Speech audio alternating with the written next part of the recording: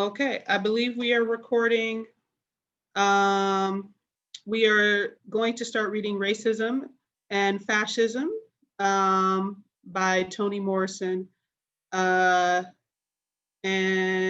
I will go to the first page. And what I will do is read the introduction and then pass it on to the next reader. Racism and Fascism. Toni Morrison, Department of Creative Writing, Princeton University. In this address given at Howard University during its 1995 Charter Day celebrations, Morrison spoke eloquently about the origins and social significance of Howard and other historically Black institutions of higher learning, about the education and miseducation of African Americans, and about the aberrant societal tensions wrought by racism and fascism. In this excerpt, she describes the persistent fallacies that emerge when racial and gender issues connect and intersect, and discusses the tendency of some to focus on a narrow sector rather than the full range of human abilities to differentiate, and most often disparage members of minority and underrepresented groups. Joyce?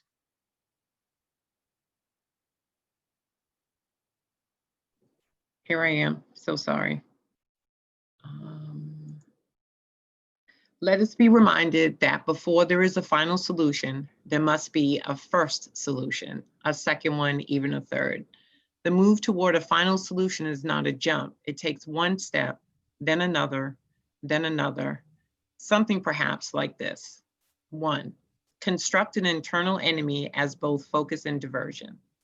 2, isolate and demonize that enemy by unleashing and protecting the utterance of overt encoded name calling and verbal abuse. Employ forgive me for this word, Hanman? How do you say it, Nan? Homonym.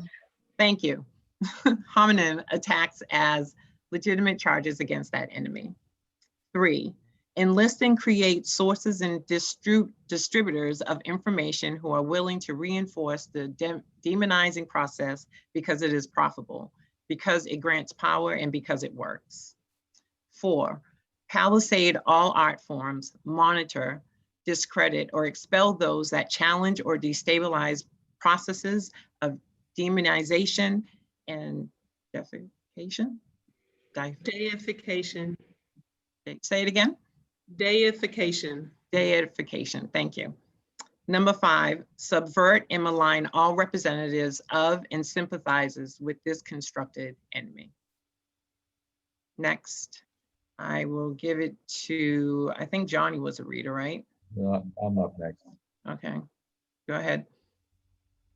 Number 6, solicit from among the enemy collaborators who agree with and can sanitize this possession process.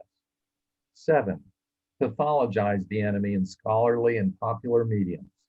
Recycle, for example, scientific racism and the myths of racial superiority in order to naturalize the pathology. 8, criminalize the enemy, then prepare, budget for, and rationalize the building of holding arenas for the enemy, especially its males and absolutely its children.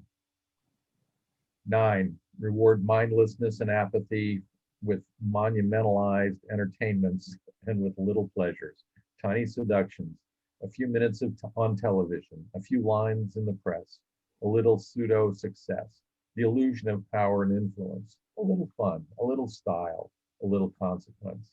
10, maintain at all costs silence. Next.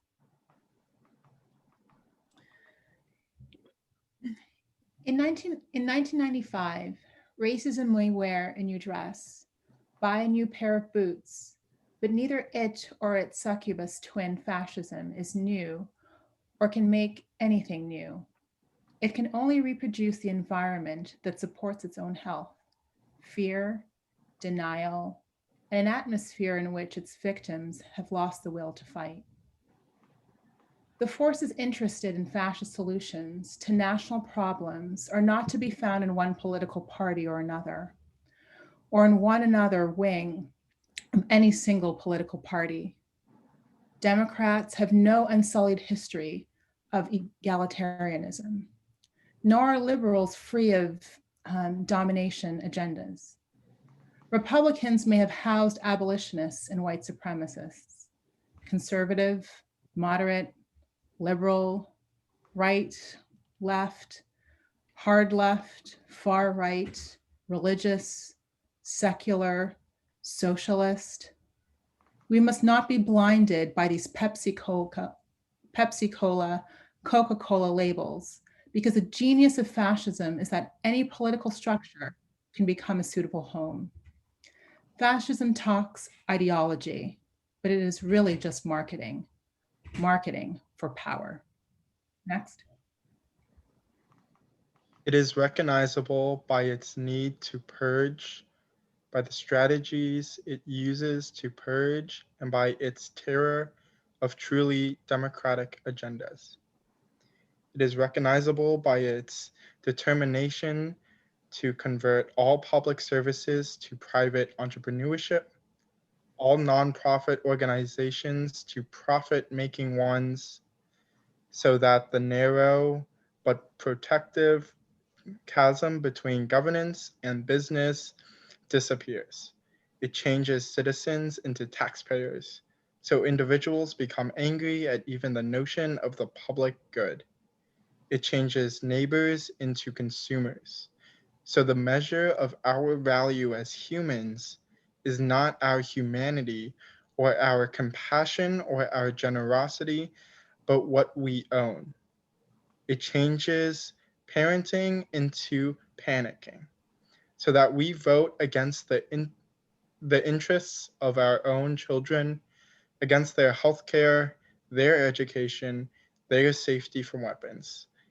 And in effecting these changes, it produces the perfect capitalist, one who is willing to kill a human being for a product, a pair of sneakers, a jacket, a car, or kill generations for control of products, oil, drugs, fruit, gold. When our fears have all been serialized, our creativity censored, our ideas marketplace or rights sold, our intelligence sloganized, our strength downsized, our privacy auctioned, when the theatricality, the entertainment value, the marketing of life is complete, we will find ourselves living not in a nation, but in a consortium of industries and wholly unintelligible to ourselves except for what we see as through a screen darkly.